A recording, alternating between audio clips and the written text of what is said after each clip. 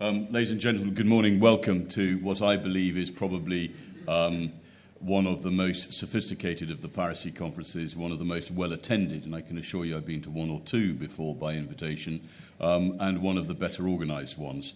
And so I was very happy to stand in for David Cotterill at very short notice, who much regrets he could not be here.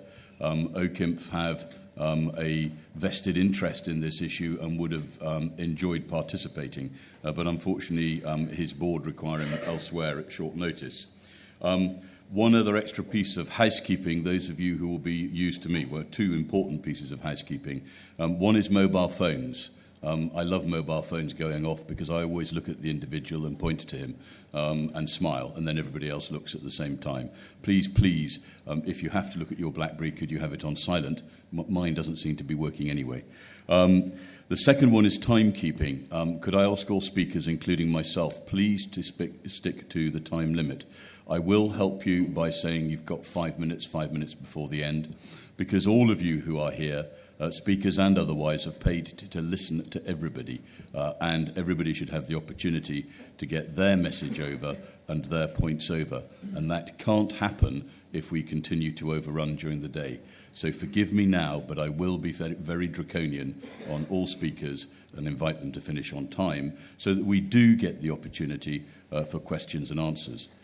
Because this, as Joanna said, is your conference. You have paid a lot of money, travelled long distances to find things out, to work things out, and take advantage of being here.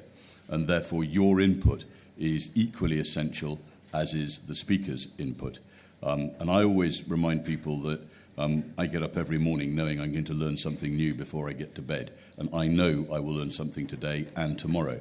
And indeed, one of the reasons that I attend this sort of conference and others is because I feed off this information to feed back to BIMCO members so that we can actually improve and enhance our service and also engage in dialogue. A lot of people may not necessarily agree with some of the things that BIMCO say. Formally from this chair, I will be following the BIMCO party line. Outside, if you want to ask me another question, I might be able to talk to you outside of the BIMCO line. But from this chair, I will always be following the BIMCO line. Do enjoy it. Do take use of it. And remember that age-old Chinese proverb that I've just invented about optimism and pessimism. The glass half full is great for optimism. The glass half empty may be the glass of the pessimist. But I would always encourage you to drink out of the right-sized glass and therefore take advantage of the conference.